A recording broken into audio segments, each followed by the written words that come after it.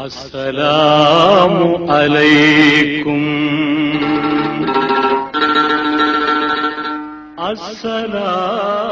அஸ்ஸலாமு அலைக்கும். நஹ்மதுஹு வ நுஸல்லி அலா ரசூலிஹில் கரீம். அம்மா பஅத்.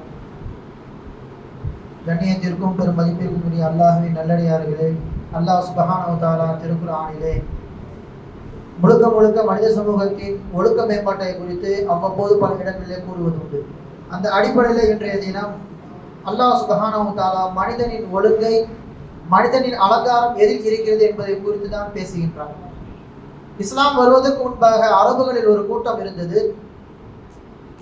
அவர்கள் எப்போதெல்லாம் வீட்டிற்கு வருகிறார்களோ முன்புறமாக நுழையாமல் கொல்லைப்புறமாக பின்வாசல் வழியாக நுழைவார்கள். இன்னும் சில நேரங்களிலே கரியை அந்த சமூகம் தொட்டு கூட பார்க்காது. மூன்றாவது அவர்களிடத்தில் இருந்த ஒரு பண்பு, யதூஃபூனல் பைத உரியானன், காபத்துல்லாவை நிர்வாணமாக தவாஃப் செய்வார்கள் என்பதாக வந்துள்ளது. அதாவது அவர்கள் போட்டிருக்கின்ற ஆடையின் மூலமாக பாவம் செய்து விட்டதின் காரணமாக தவாஃப் என்கின்ற புனிதம் கெட்டு போய்விடக்கூடாது என்பதற்காக அந்த ஆடையை கழட்டி விட்டு தவாஃப் செய்வார்களாம். சில சமயங்களிலே அங்கே வாழ்கின்ற குறைஷி மக்களிடம், நாங்கள் தவாஃப் செய்ய போகின்றோம், எங்களுக்கு ஏதேனும் ஆடை இருக்கிறதா, நாங்கள் போட்டிருக்கின்ற இந்த ஆடையிலே பாவம் செய்து விட்டோம், இதோடு தவாஃப் செய்யக்கூடாது அல்லவா என்பதாக கேட்பார்கள். இவர்கள் ஆடை தரமாட்டார்கள். எனவே போட்டிருக்கின்ற ஆடையை கழட்டி விட்டு நிர்வாணமாக தவாஃப் செய்வார்கள். இப்படி ஒரு மூட நம்பிக்கை அன்றைய காலத்து அரபுகளில் ஒரு கூட்டத்திடம் இருந்தது. இந்த சமயத்தில் அல்லாஹ் தஆலா இஸ்லாமை அறிமுகப்படுத்தி ஆடையை குறித்த விழிப்புணர்வை மனித சமூகத்திற்கு அல்லாஹ் தஆலா சொல்கின்றான். குர்ஆனில் வருகின்ற வாசகம் இது, யா பனி ஆதம், ஆதமுடைய மக்களே, கத் அன்ஸல்னா அலைக்கும் லிபாசன் யுவாரி சௌஆதிக்கும், உங்களுக்கு உங்கள் மறைவிடங்களை மறைக்கும் விதமாக ஆடைகளை நாம் இறக்கி வைத்துள்ளோம். வரீஷா, இன்னும் அதன் மூலமாக உங்களை அலங்கரித்துக் கொள்வதற்காக வேண்டி ஆடையை நாம் உங்களுக்கு தந்திருக்கின்றோம். வலிபாசு தக்வா தாலிக கைர், எப்படி உங்கள் மானத்தை மறைத்து ஆடை உங்களை அலங்கரிக்கின்றதோ அதே போன்று உங்கள் ஈமான் என்கின்ற விஷயத்தை மறைப்பது, பாதுகாப்பது தக்வா என்னும் ஆடை என்பதாக அல்லாஹ் சுப்ஹானஹு வ தஆலா வஹி அறிவிக்கின்றார். அந்த அடிப்படையில் இன்றைய தினம் ஆடைகளை குறித்தும் அதனை ஒட்டி அணிகின்ற அணிகலன்களை குறித்தும் தான் நாம் சிந்தித்து உணரப் போகின்றோம். கண்ணியத்திற்குரியவர்களே, அல்லாஹ் சுப்ஹானஹு வ தஆலா சொர்க்கத்தில் எல்லாம் அனுமதி கொடுத்திருந்தான் ஆதம் ஹவ்வா அலைஹிஸ்ஸலாம் அவர்களுக்கு. ஷைத்தான் முதலாக அவர்களிடத்தில் வழிகெடுத்தது எதை வைத்து என்று தெரியுமா? மானத்தை முதலில் அவர்களிடத்தில் இருந்து கலட்டினான். மானத்தை அவன் தரமட்டமாக்கியதின் காரணமாக அவர்கள் சுவனத்தில் இருந்து இறக்கப்பட்டார்கள். அதே அந்த சூராவிலே, ஆராஃபுடைய சூராவில் அல்லாஹ் தஆலா தொடர்ந்து சொல்லி வருகின்றான், யா பனி ஆதம் லா யஃப்தினன்னகும் ஷைத்தானு கமா அஹ்ரஜ அபவைக்கும் மினல் ஜன்னah, உங்களுடைய தாய் தந்தையரான ஆதம் ஹவ்வா அலைஹிஸ்ஸலாம் அவர்கள் எதற்காக வேண்டி சுவனத்தில் இருந்து இறங்கினார்களோ அப்படிப்பட்ட ஷைத்தானுடைய பேச்சை நீங்கள் கேட்காதீர்கள், ஷைத்தானுடைய குழப்பத்திற்கு நீங்கள் ஆளாகி விடாதீர்கள். அவன் என்ன செய்தான் தெரியுமா? யன்ஸிஉன்ஹுமா லிபாஸுஹுமா, அவர்களுடைய ஆடையை அவன் கலட்டி விட்டான். நிர்வாணமாக இருப்பது சொர்க்கத்தில் அனுமதி கிடையாது. எனவே அவர்கள் சொர்க்கத்திலிருந்து இறக்கப்பட்டார்கள். அப்ப ஷைத்தான் முதலாக குறிவைப்பது ஆடையில் தான். எங்கே ஆடை குறைகின்றதோ, எங்கே நிர்வாணமாக மனிதன் இருக்கின்றானோ அல்லது அரை நிர்வாணமாக ஆணோ பெண்ணோ இருக்கிறானோ அந்த இடத்திலே ஷைத்தான் வெற்றி பெற்றுக் கொண்டிருக்கிறான் என்று அர்த்தம். ஷைத்தான் அல்லாஹ்விடத்தில் அதே தான் அவன் சத்தியமாக எடுத்தான். லஉதுவியன்னஹும், அந்த மனித சமூகத்தை நான் முழுமையாக வழிகெடுப்பேன் என்பதாக ஷைத்தான் சொன்னான். அவன் வழிகெடுப்பேன் என்று சொன்ன விஷயத்தை நாம் தஃசீர்களில் பார்த்தால் தெரியும். எதுவெல்லாம் தடுக்கப்பட்டுள்ளதோ அதை அவர்களுக்கு அலங்காரமாக நான் காட்டுவேன், எதுவெல்லாம் செய்யக்கூடாது என்று இருக்கின்றதோ அந்த விஷயத்திலே சந்தேகத்தை போட்டு விடுவேன். இது செய்யலாமா வேண்டாமா என்று மனிதன் சிந்தித்து கடைசியில் செய்து விடலாம் என்று மனிதன் இறங்கி விடுவான். அந்த வஸ்வசாவை நான் போட்டு விடுவேன். இதுதான் அந்த உதுவியண்டம் என்கின்ற வார்த்தைக்கு பொருள். அந்த அளவிற்கு ஷைத்தான் ஆடைகளுடைய விஷயத்திலே மனித சமூகத்தை இன்ற அளவுக்கும் கெடுத்து கொண்டு வருகின்றான். ஒரு மிருகத்திற்கும் மனிதனுக்கும் உள்ள வேறுபாடு இந்த அலங்காரம் என்கின்ற ஆடை தான். இன்றைய தினத்திலே ஆடை என்கின்ற பெயரிலே ஒட்டியவாறும் உள்ளிருக்கின்ற உறுப்புகள் வெளியே தெரிகின்றவாறும் மனிதன் விகாரமாக ட்ரெஸ் அணிவதின் காரணமாக விலங்குகளுக்கு ஒப்பாக மனிதன் ஆகிக் கொண்டே இருக்கின்றான். மார்க்கம் நமக்கு தெளிவாக சொல்கின்றது, ஒரு ஆணாக இருந்தால் அவன் தொப்புளில் இருந்து முட்டி வரைக்கும் கட்டாயம் மறைக்க வேண்டும். தொழுகைக்குள்ளே இதிலிருந்து ஏதேனும் உறுப்புகள் வெளிப்பட்டு விட்டால் தொழுகை முறிந்துவிடும்.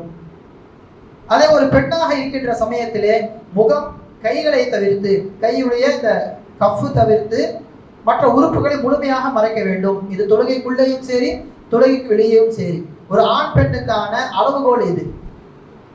இன்னைக்கு வடிவமைக்கின்ற எல்லா விதமான ஆடைகளுமே கிழிந்த நிலை தான் வருகிறது. கிழிவதே இன்று ஃபேஷனாக இருக்கிறது. மனித சமூகம் அந்த அளவிற்கு விலங்குக்கு ஒப்பாக ஆடை அணிந்தும் ஆடை இல்லாதவர்களாக மாறிக்கொண்டு வருகிறார்கள். கியாமத்தின் அறிகுறியே இதுதான். வருங்காலத்தில் மக்கள் வருவார்கள், ஆடை உடுத்தியும் உடுத்தாதவாறு இருப்பார்கள். பெண்கள் ஆடை உடுத்தியிருப்பார்கள், உடுத்தியும் அரை நிர்வாணமாக வெளியே தருவார்கள். அப்படி வந்தால் நீங்கள் கியாமத் நாளை எதிர்பார்த்துக் கொள்ளுங்கள் என்று ரசூலுல்லாஹி ஸல்லல்லாஹு அலைஹி வஸல்லம் அவர்களுக்கு அழகாக சொல்லி காண்பித்தார்கள். எனவே கண்ணியத்திற்குரியவர்களே, ஆடை விஷயத்தில் நாம் கவனமாக இருக்க வேண்டும். எதுவெல்லாம் உடுத்தலாம், எதுவெல்லாம் உடுத்தக்கூடாது. ஆண்களை பொறுத்த வரைக்கும் பட்டாடை அணிவது முற்றிலுமாக ஹராம். ஒரு திருமண நிகழ்வாக இருந்தாலும் சரி, எந்த ஒரு நிகழ்வாக இருந்தாலும் ஒரு பட்டாடை, அந்த பட்டின் ஒரு சின்ன கோடு கூட நம்முடைய கைதிகளிலும் சட்டைகளிலும் வந்து விடக்கூடாது. அது முழுக்க முழுக்க ஹராம்.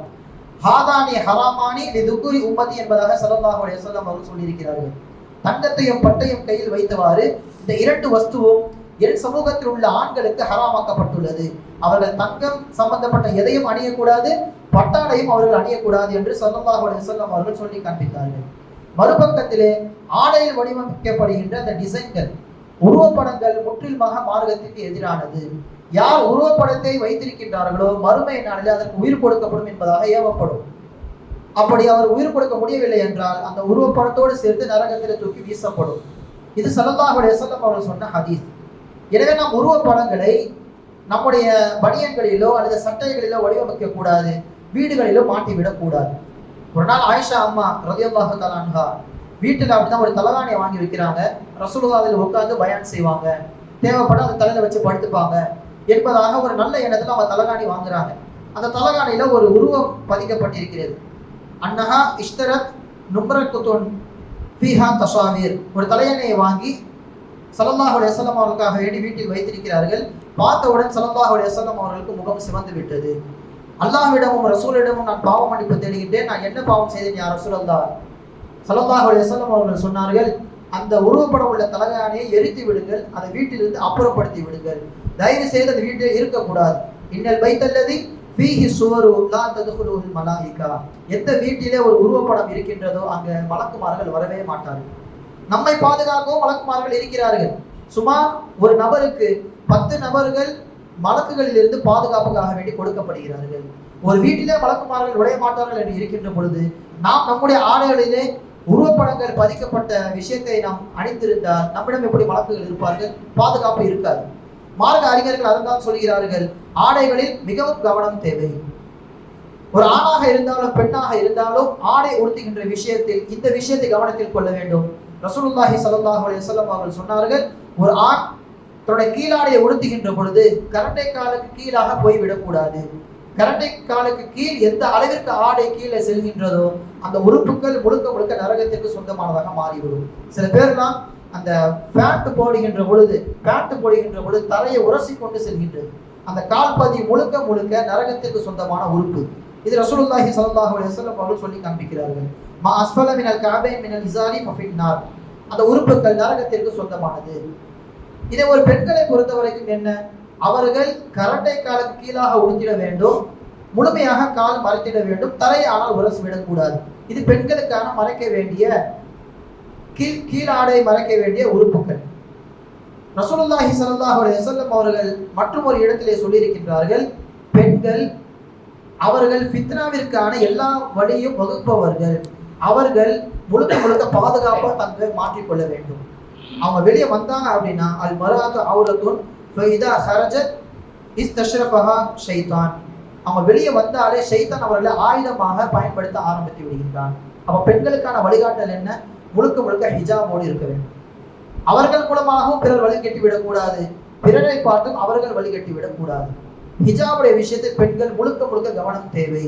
மார்க்கத்தில் எந்த அளவிற்கு வருகின்றது என்றால், திடீரென்று இரவு நேரத்திலே ஹிஜாபுடைய சட்டம் என்பது இறங்குகிறது.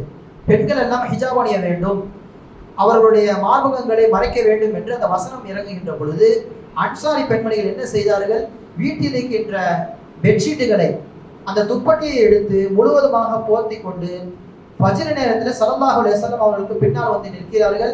அதை பார்ப்பதற்கு எப்படி இருந்தது என்றால், ஆயிஷா அம்மா அவர்கள் அறிவிக்கிறார்கள், கஅன்ன அலா ரூசி இன்னல் கிர்பான், அந்த கருப்பு பெட்ஷீட்டை பார்க்கின்ற பொழுது ஏதோ காகங்கள் உள்ளே வந்து விட்டதோ, அவர் தலைகளுக்கு மேலே காகங்கள் இருக்கிறதோ என்று நாங்கள் நினைக்கின்ற அளவிற்கு முழுக்க கருப்பு கூட்டங்களாக இருந்தது என்று சொல்வார்கள் ஆயிஷா ரலியல்லாஹு தஆலா அன்ஹா அவர்கள். இதிலிருந்து மார்க்க அறிஞர்கள் இன்னும் ஒரு சட்டத்தை படிக்கிறார்கள். கலர் கலரான புர்காக்கள் வாங்குகின்ற இந்த சமூகத்தில் சஹாபிய பெண்மணிகள், அன்சாரிய பெண்மணிகள் கருப்பு புர்காவை தேர்ந்தெடுத்தார்கள். கருப்பு ஹிஜாபை எடுத்து அவர்கள் மார்க்கமாக பயன்படுத்தினார்கள். எனவே கருப்பு தான் சிறந்தது என்பதாக ஃபுகஹா பெருமக்கள் சொல்லி காண்பிக்கிறார்கள். எனவே கண்ணியத்திற்குரியவர்களே, அதன் அடிப்படையிலே ஒரு ஆணாக இருந்தாலும் பெண்ணாக இருந்தாலும் ஆடை விஷயத்தில் மிகுந்த கவனம் தேவை. ஏனென்றால் ஷைத்தான் நம்முடைய ஆதம் ஹவ்வா அலைஹிஸ்ஸலாம் அவர்களை வழிகெடுத்தது அந்த பழத்தை சாப்பிட வைத்ததன் மூலமாகவும் மானத்தை அவர்களிடத்திலிருந்து கலக்கியதன் மூலமாகத்தான். எல்லாம் அல்லாஹ் சுப்ஹானஹு வ தஆலா சொன்னதை படி கேட்டதின் படி அமல் செய்வதற்கு தௌஃபீக் செய்வானாக. வ ஆகிரு தஅவானா அல்ஹம்துலில்லாஹி ரப்பில் ஆலமீன். அஸ்ஸலாமு அலைக்கும் வ ரஹ்மத்துல்லாஹி வ பரகாத்துஹு. அளவற்ற அருளாளனும் நிகரற்ற அன்புடையவனுமாகிய அல்லாஹ்வின் திருப்பெயரால் இறைவனிடமிருந்து வழங்கப்படும் மன்னிப்பு மற்றும் சுவனத்தின் பக்கம் செல்லும் பாதையில் விரைந்து செல்லுங்கள். அது வானங்கள் பூமியின் அளவிற்கு விரிவானது, மேலும் அது இறையச்சமுடையோருக்காக தயார் செய்து வைக்கப்பட்டுள்ளது. அவர்கள் எத்தகையோர் எனில் வசதியுள்ள நிலையிலும் வசதியற்ற நிலையிலும் செலவழிப்பார்கள். மேலும் அவர்கள் சினத்தை அடக்கிக் கொள்வார்கள். மேலும் மக்களின் தவறுகளை மன்னித்து விடுவார்கள். இத்தகைய உயர்ந்த பண்பினரை அல்லாஹ் நேசிக்கின்றான்.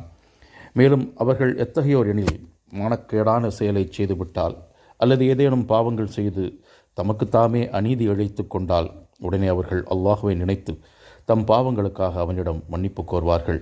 ஏனெனில் அல்லாஹுவை தவிர பாவங்களை மன்னித்தருள்பவன் வேறு யார்? மேலும் தாம் செய்தவற்றில் அறிந்து கொண்டே பிடிவாதமாக இருக்க மாட்டார்கள். பாகம் 3 அத்தியாயம் 3 வசனங்கள் 133 முதல் 135 வரை.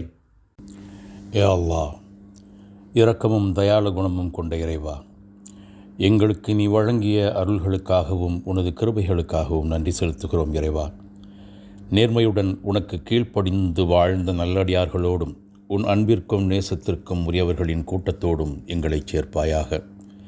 இறை நேசம் கொண்டவர்களாகவும் இறைவனால் நேசிக்கப்படுபவர்களாகவும் நாங்களும் எங்கள் சந்ததிகளும் இருக்க கிருபை செய்வாயாக. எங்களை நரக நெருப்பின் வேதனையில் இருந்தும் காத்து அருள்வாயாக. எங்களுக்கு இவ்வுலகிலும் மறுமையிலும் நற்பாக்கியங்களை தந்தருள்வாயாக. எங்கள் தவறுகளை பொறுத்து பாவங்களை மன்னித்து எங்கள் கவலைகளை போக்கி நிம்மதியை தருவாயாக.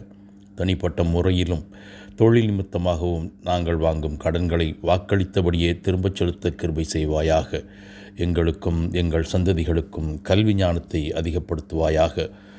அருளாளர்களுக்கு எல்லாம் மேலான அருளாளனே, உனது கருணையை கொண்டு எங்கள் தேவைகளை பூர்த்தி செய்வாயாக. ஆமீன், ஆமீன் யா ரப்பல் ஆலமீன்.